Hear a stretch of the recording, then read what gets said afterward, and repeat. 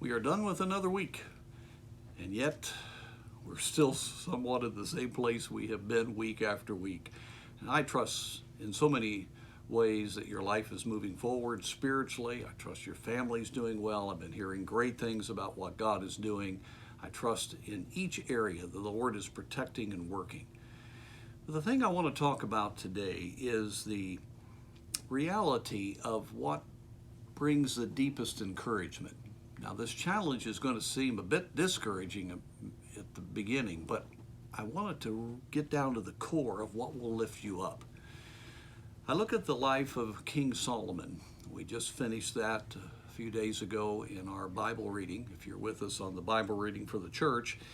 And here you have a man that started his ministry as king with such a heart to serve God, wanting wisdom over riches and long life, and God gave him all of that.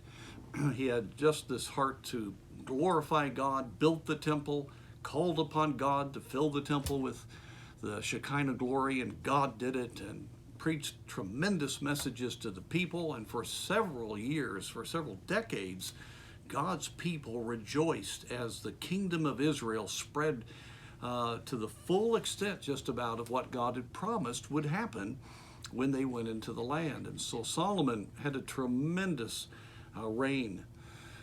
But his life ends tragically. And my guess is, we don't know how many years, I think for a number of years, Solomon did not have blessing. He did not have the encouragement of the Lord, because there were two areas in his life that he disobeyed willfully. Now, he did so much that's right. And the principles he laid out, the decisions that he made, just was an amazing thing. But the two things that he did that the law had told every king not to do was, number one, he multiplied horses, and number two, he multiplied wives.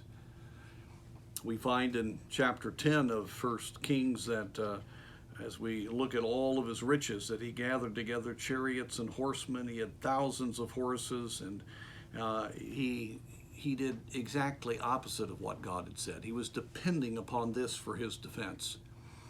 And then in chapter 11, we find that King Solomon loved many strange women. It goes and lists the different countries and nationalities that they were from. And the Word of God made it very clear there in the law that, number one, you weren't to have wives that were from Gentile pagan backgrounds, because they would turn your heart, and you were not to multiply wives, because God's primary purpose and his will was for there to be one man and one woman for a unity in marriage. Even his father David violated that to a much lesser degree, but I think that's why the problems that were there. And so we read something that's just hard to believe. We're reminded in chapter 11 that the Lord said that you were not, as a nation of Israel, to go into strange women, those from other countries.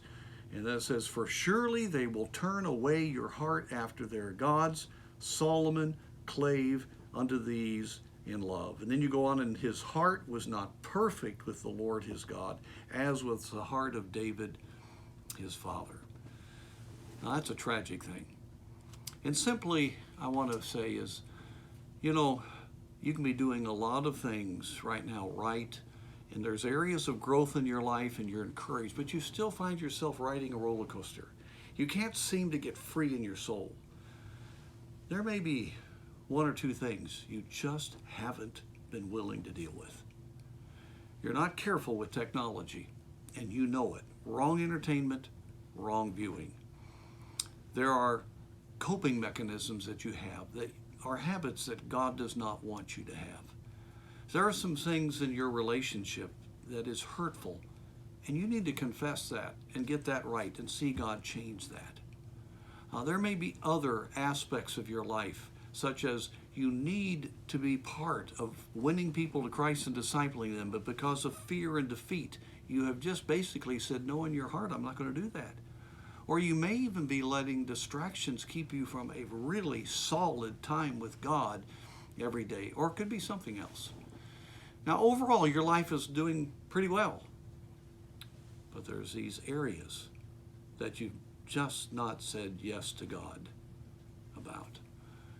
That's going to cause you to not have the fullness of blessing. And I'll tell you today, if you'll just say, Lord, that's disobedience. That's just like Solomon. And I don't want to end my life empty. I want to end my life at the very peak of growth and blessing and power. And I want you to use this trial right now to bring that about. So Lord, I'm going to lay this on the table. If I need to deal with it publicly, I'll deal with it. If I need to make big changes in my life, I'll do it. But I want to be fully obedient in every area to you.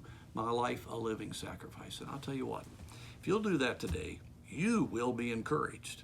This is a little time to encourage you. Well, I don't know of anything better. When you're free at heart, where the Spirit of the Lord is, there's liberty. When you have a good conscience, it's like the breath of heaven flowing over your soul. And so if you want deep encouragement, just agree with God. He'll help you. You may struggle, have someone else help you. But just be honest today. And I promise you, you will be encouraged.